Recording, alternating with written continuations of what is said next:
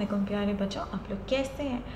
I am sure आप लोग सब बहुत मज़े में होंगे, इन्जॉय कर रहे होंगे अपने मामा बाबा के साथ, अपने फ्रेंड्स के साथ, फैमिली के साथ। और मुझे भी बहुत मज़ा आ रहा है। क्यों? इसलिए कि मैं आ गई बच्चों की दुनिया में आपसे मिलने के लिए एक बार फिर। बच्चों, आप लोग मुझे बताएंगे कि आप लोग जहाँ जहाँ रहते हैं वहाँ पे मौसम कैसा है? मेरे पास मौसम बहुत अमेजिंग है। It's such a lovely weather in UAE. मैं यूएई में रहती हूँ, मैंने आपको बताया था ना। तो बच्चों, यहाँ पे बहुत डस्टी था थोड़े दिनों पहले, लेकिन फिर बारिश हो गई और सारा मौसम बहुत अमेजिंग हो गया। और जब इतना अच्छा मौसम होता है तो हम बाहर जा सकते हैं। आप लोगों के पास कैसा मौसम है? आप लोग बाहर घूम फिर सकते हैं, बाहर जा सकते हैं। जब सनी होता है और क्लाउडी होता है तो हम बाहर जा सकते हैं, लेकिन जब एक्सट्रीम वेदर होता है तो हम बाहर जाना अवॉइड करते हैं। जब बहुत सर्दी होती है तो बाहर जाना मुश्किल हो जाता है। इस दफ़ा विंटर पूरी दुनिया में बहुत एक्सट्रीम थे। पाकिस्तान में भी यूजुअल से ज़्यादा सर्दी पड़ी है। आप लोग गए थे पाकिस्तान?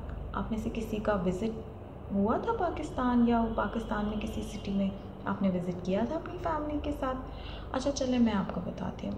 नॉर्दर्न एरियाज़ में भी बहुत ज़्यादा स्नोफॉल हुई थी, और कराची में भी बहुत सर्दी पड़ी थी, और पंजाब की साइड पे भी इट वाज वेरी कोल्ड। अब तो समर आने वाले हैं, लेकिन उससे पहले वेदर बहुत ठंडा था। बच्चों, जब बहुत एक्सट्रीम वेदर होता है ना, जब विंटर बहुत ज़्यादा होता है, तो हम बाहर आसानी से नहीं जा सकते, बिकॉज़ फिर एक्सीडेंट्स भी हो जाते हैं और रास्ते बंद हो जाते हैं, और हमें फिर डेली यूजेज की, रोज़मर्रा की चीज़ें लेने में परेशानी होती है। तो फिर वो हमें कहते हैं कि प्रिवेंटिव मेजर्स लें, और अगर आपको बहुत ज़रूरी बाहर जाना है तो ही जाइए, वरना घर में रहिए, क्योंकि उससे हमारी सेहत भी ख़राब हो सकती है, हम बीमार पड़ सकते हैं। बच्चों, जब बहुत विंटर होता है, जब बहुत स्नोफॉल होती है, तो पता है क्या आ जाते हैं? स्नोमैन नहीं, स्नोमैन के अलावा गोस्ट एप्पल्स आ जाते हैं। गोस्ट एप्पल्स पता है क्या होते हैं आपको? मैं आपको बताती हूँ। गोस्ट एप्पल्स गोस्ट नहीं लाते, स्नो लेकर आती है। गोस्ट एप्पल्स वो होता है कि जब एप्पल्स ट्रीज़ पे लगे होते हैं और उसके ऊपर आइस जम जाती है, वो फ्रोज़न हो जाते हैं, तो वो गोस्ट एप्पल्स बन जाते हैं। और ऐसा लगता है कि वो शीशे के एप्पल है, और उसके अंदर से जो पूरा एप्पल होता है, एक्चुअल एप्पल, वो सड़ के निकल जाता है और वो हॉलो हो जाते हैं। तो ऐसा लगता है it's a frozen ghost Apple.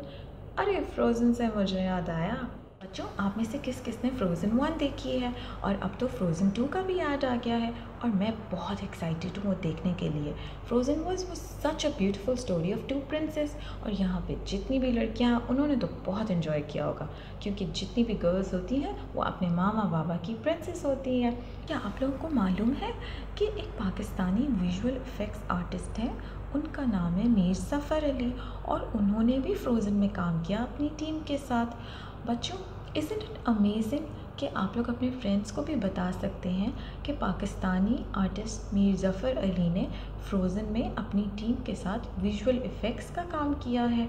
और आप लोग शेयर कीजिएगा, लाइक कीजिएगा और फॉलो कीजिएगा बच्चों की दुनिया को, ताकि आपको और अमेजिंग स्टोरीज सुनने को मिले।